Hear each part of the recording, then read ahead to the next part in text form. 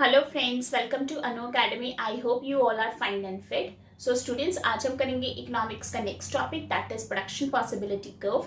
लेकिन उसे करने से पहले अगर आपको मेरी वीडियोस अच्छी लग रही है तो अभी लाइक बटन जरूर कीजिए press, subscribe my channel also, और मेरे वीडियोस को शेयर जरूर कीजिए। सो आज का हमारा टॉपिक है that is production possibility curve.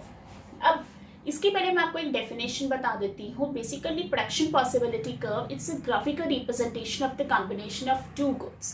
It's a graphical representation and which represents the same satisfaction at each level of output with limited resources and technology. This is the definition. आपको मैंने definition तो बता दी है, लेकिन हमें वो definition clear कैसे होगी, उसे clear करने के लिए मैं आपको एक example बताऊंगी। Suppose I am a farmer. मैं एक फार्मर हूँ और मैं अपने खेत में क्या करना चाहती हूँ, प्रोडक्शन करना चाहती हूँ। तो मैंने अपने फार्म में पहले सिर्फ जो है राइस की प्रोडक्शन की, तो और दैट मीन्स कि मैंने सोचा कि चलो मुझे वीट और राइस की प्रोडक्शन करनी है, ज्यूम कर लेते हैं। तो मैंने सबसे पहले सिर्फ राइस की प्रोडक्शन की, वीट की प्रोडक्शन की नहीं। इसको मैं आपको इस चीज को एक टेबल की फॉर्म में समझाती हूँ कि जैसे मैंने इसमें कॉम्बिनेशंस ले लिए ए से लेके एफ तक, क्लियर। और जो वीट, और जैसे मैंने आपको अभी बताया कि कॉम्बिनेशन ऑफ टू गुड्स है, that means wheat and rice मैंने दो गुड्स ले ली, और किस में ले ली, टन्स में। जब मैंने सिर्फ राइस की प्रोडक्शन की, ठीक है, तो वीट की क्या थी प्रोडक्शन मेरे पास, 0, क्योंकि मुझे सिर्फ राइस की प्रोडक्शन करनी थी। फिर मैंने क्या किया, मैंने 1 यूनिट जो है, 1 टन जो है वो राइस वीट की प्रोडक्शन की, तो नेचुरली राइस की प्रोडक्शन थोड़ी कम हो जाएगी। फिर मैंने 1 यूनिट वीट की प्रोडक्शन बढ़ा दी, फिर मेरे पास राइस की प्रोडक्शन कम होगी। और जब मैंने 5 टन जो है वीट की प्रोडक्शन की, तो राइस की प्रोडक्शन मेरे पास कितनी होगी, बिल्कुल 0, दैट इज नल, बिल्कुल खत्म। सो अब आप देखो ध्यान से इस टेबल को, तो ये टेबल आपको क्या शो कर रहा है, एक इनवर्स रिलेशनशिप शो कर रहा है कि जब एक चीज के बढ़ने से दूसरी चीज क्या हो रही है, कम हो रही है।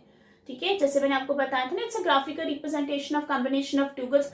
अगर अब हम इसको ग्राफिक फॉर्म में देखें, इस ग्राफिक फॉर्म में क्या है, मैंने एक्स एक्सिस पे ले लिया वीट और वाई एक्सिस पे ले लिया मैंने राइस, क्लियर। अब जब मैंने एक्स एक्सिस पे लिया वीट, तो मैंने जैसे आपको एक टेबल बताया था कि जब मैंने 0 टन थी वीट की प्रोडक्शन, तो मेरे पास राइस की प्रोडक्शन कितनी थी, that is 20, that is combination A. जब मैंने 1 यूनिट बढ़ा दी, तो राइस की प्रोडक्शन मेरे पास होगी 18, that is combination B. Combination C पे मैंने क्या किया, जब 2 टन की वीट की प्रोडक्शन, तो राइस की प्रोडक्शन होगी मेरे पास 15, दैट इज सी कॉम्बिनेशन पे। जब मेरे पास कॉम्बिनेशन डी पे अगर मैं देखूं, तो मैंने जब वीट की प्रोडक्शन जब मैंने की कॉम्बिनेशन डी पे, वीट की प्रोडक्शन जब मैंने की 3 टन्स, तो मैंने राइस की प्रोडक्शन कितनी की, 11।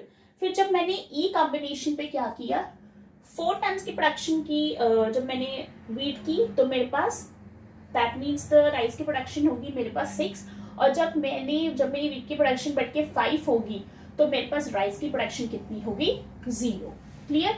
सो अब अगर मैं ये सारे कॉम्बिनेशंस को कंबाइन कर जोड़ दूं, ठीक है, तो मेरे पास एक कर्व बन जाता है, जिसे मैं क्या कहूंगी, प्रोडक्शन पॉसिबिलिटी कर्व।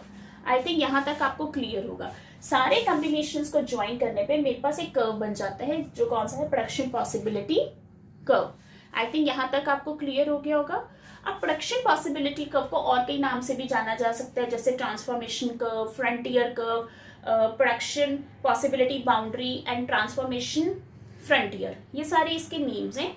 और अगर आपको किसी भी नाम से आ जाए, तो that is the production possibility curve. I think यहां तक आपको कॉन्सेप्ट क्लियर हो गया। अब मैं आपको इसके फीचर्स बताऊंगी। पहला फीचर इसका ये आता है, इट्स अ डाउनवर्ड स्लोपिंग। जैसे मैंने आपको बताया था ना कि कर्व जो है वो डाउनवर्ड जा रहा है, ठीक है, it's a downward sloping. Downward sloping क्यों है, क्योंकि ये हमें इनवर्स रिलेशनशिप शो करता है। फीचर में पहला है डाउनवर्ड स्लोपिंग। डाउनवर्ड स्लोपिंग क्यों है, क्योंकि ये हमें इनवर्स रिलेशनशिप बता रहा है। जैसे मैंने आपको पहले बताया था कि एक चीज के बढ़ने से दूसरी प्रोडक्शन जो है वो कम हो रही है, एक इनवर्स रिलेशनशिप शो हो रहा है। सेकेंड आता है इसके पास concave, it's always concave to its origin. ये हमेशा अपने, it's always concave to its origin, that is concave to its origin. ठीक है, ये इसका दूसरा फीचर है। क्यों? Due to its marginal opportunity cost के कारण। अब what is marginal opportunity cost? Basically marginal opportunity cost is basically refers to the numbers of units of commodity sacrificed to gain an additional unit of another commodity। ठीक है, so that is the marginal opportunity cost. जैसे मैंने एक unit जो थी wheat की turns को, जब मैंने 1 यूनिट जो मैंने 1 टन जो थी वीट की प्रोडक्शन जब मैंने की, तो मुझे क्या किया, मुझे 2 यूनिट्स इसका सेक्रीफाइस करना पड़ा। फिर जब मैंने 1 यूनिट जो थी वीट की प्रोडक्शन की, तो फिर मेरे को 3 यूनिट्स का सेक्रीफाइस करना पड़ा। ठीक है, दैट मीन्स जब अगेन फिर मैंने 1 यूनिट इसकी बढ़ाई वीट की प्रोडक्शन, फिर मुझे इसका 4 यूनिट का सेक्रीफाइस करना पड़ा।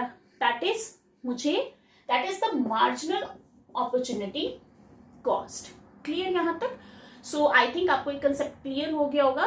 So basically that is the production possibility curve, that is the graphical representation of combination of it's a graphical representation of the combination of two goods। I think यहाँ तक आपको clear हो गया होगा। So students, अगर आपको ये concept easy लगा हो, क्लियर लगा हो, तो लाइक ज़रूर कीजिए, इसे शेयर ज़रूर कीजिए, सो डैट मैं आपके लिए और अच्छी वीडियोस ला सकूँ जो इकोनॉमिक स्टूडेंट्स के लिए यूजफुल हो और बड़ी इजी लैंग्वेज में और बड़े एक सिंपल वे से आपको समझाया जाएगा। पीडीएफ नोट्स आपको मिल जाएंगे, वो आप अनु अकेडमी से डाउनलोड कर सकते हैं। सो स्टूडेंट्स, आप इस कंसेप्ट को ज़रूर कीजिए।